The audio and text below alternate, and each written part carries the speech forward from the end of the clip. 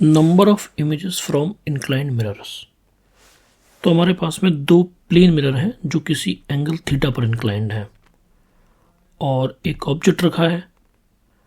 हमारा मोटिव है कि इस ऑब्जेक्ट की इन मिरर्स में कितनी इमेजेस बनेंगी उसका पता लगाना।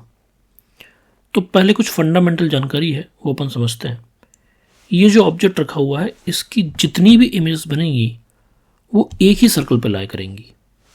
ये जो ऑब्जेक्ट है इसकी जितनी भी इमेज बनेंगी वो एक ही सर्कल पर लाया करेंगी और इस सर्कल की जो रेडियस होती है वो इंटरसेक्शन पॉइंट और ऑब्जेक्ट को मिलाने वाली लाइन होती है।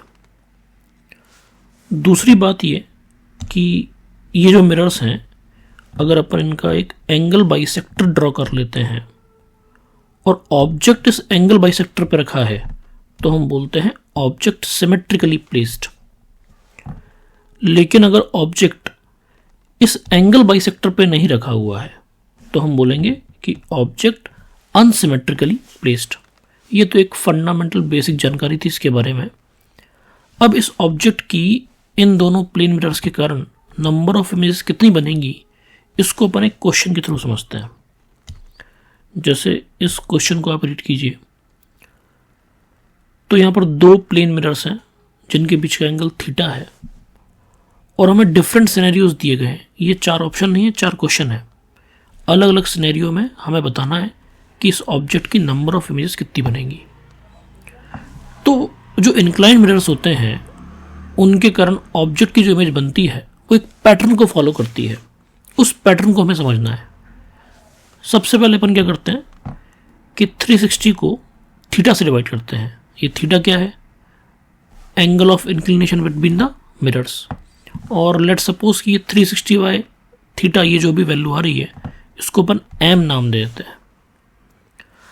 अब फंडा क्या है कि यदि एम की वैल्यू इवन आती है तो जो नंबर ऑफ इमेज बनती हैं वो बनती है m-1। जैसे कि पहला वाला केस है, इसमें एंगल हमें देखा है कितना 60 डिग्री। तो अगर मैं 360 को 60 से डिवाइड करूंगा तो आएगा 6 जो कि एक इवन नंबर है। तो हमारे पास में नंबर ऑफ इमेजेस बनेंगी 6 - 1 विच विल बी 5। तो अगर ये दोनों मिरर्स 60 डिग्री के इंक्लाइन पे होंगे तो इस ऑब्जेक्ट की नंबर ऑफ इमेजेस कितनी बनेंगी? 5 बनेंगी और ये पांचों इमेज एक ही सर्कल पे लाई करेंगी। दूसरा केस समझते हैं। यहां पर बोला है कि theta is 72 degree and object is 40 degree from M1। तो एक मिरर से 40 डिग्री पर है तो दूसरे मिरर से कितने पे होगा? 32 डिग्री पर। इसका मतलब कि ये जो ऑब्जेक्ट है वो सिमेट्रिकली प्लेस्ड नहीं है क्योंकि एंगल बाइसेक्टर पे प्लेस्ड नहीं है। तो जो दूसरा केस हमारे पास में होता है कि अगर m की वैल्यू ऑड आती है लेकिन ऑब्जेक्ट अनसिमेट्रिकली प्लेस्ड है तो नंबर ऑफ इमेजेस m के बराबर ही बनती हैं। तो सेकंड केस में अगर अपन 360 को 72 से डिवाइड करेंगे तो हमारे पास वैल्यू कितनी आएगी? 5।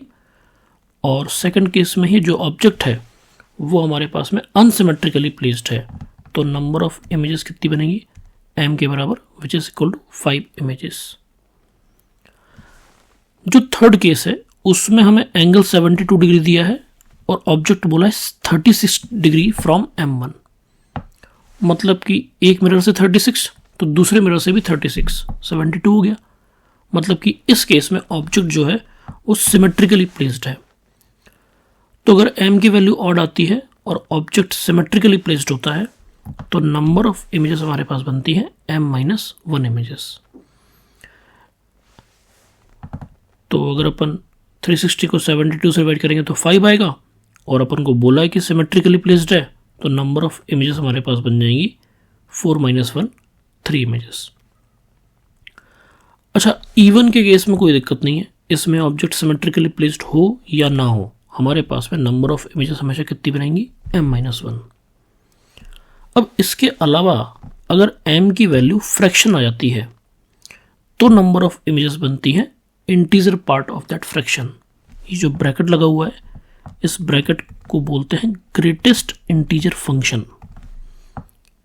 इसका मतलब है कि इसके अंदर अगर अपन फ्रैक्शनल वैल्यू डालेंगे तो इसका जो आउटपुट होगा वो उसका केवल इंटीजर पार्ट आएगा।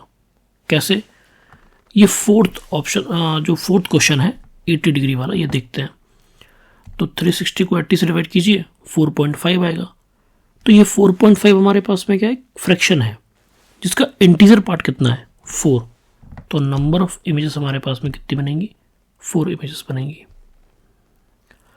अब इसी पैटर्न को क्वेश्चंस में दूसरे तरीके से पूछा जाता है, अदर वे राउंड। तो एक और क्वेश्चन देखते हैं, इस क्वेश्चन को रीड करें जरा। तो यहां पर 2 मिरर्स हैं थीटा एंगल पर, और ऑब्जेक्ट की जो इमेजेस बन रही हैं वो बन रही हैं 5 इमेजेस बन रही हैं, और हमें पता लगाना है कि थीटा क्या है इस बार। तो जैसे कि अपन को पता है कि इंक्लाइंड एंगल्स के इंक्लाइंड मिरर के कारण जो इमेज बनती है वो इस पैटर्न को फॉलो करती है। हम क्या करेंगे, हर एक ऑप्शन के एंगल को, ये ऑप्शन है हम ना, तो हर ऑप्शन को एक एक बार ट्राई करके देखेंगे कि वो कितनी इमेज बनाता है। जैसे कि 360 को 45 से डिवाइड कीजिए, 8 आएगा, जो कैसा नंबर है, इवन नंबर है। तो नंबर ऑफ इमेजेस कितनी बनेगी, 8 - 1 विच इज 7। 53 से डिवाइड कीजिए तो आएगा 6.79। अब ये आपके पास में एक फ्रैक्शनल वैल्यू आ गई, तो उसका इंटीजर पार्ट कितना है, 6। तो नंबर ऑफ इमेज कितनी बनेंगी, 6 बनेंगी। अब 360 को अपन डिवाइड करते हैं 63 से, तो आएगा 5.71।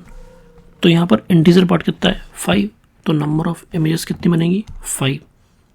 अच्छा, हमें चाहिए 5 इमेजेस ही, तो आंसर क्या हो जाएगा, 3rd हो जाएगा। 75 को भी चेक कर लेते हैं, 75 से डिवाइड करेंगे तो 4.8 आएगा। तो यहाँ पर हमारे पास में इंटीजर पार्ट कितना है, 4 है। तो नंबर ऑफ इमेजेस कितनी बनेंगी, 4 बनेंगी। That's it.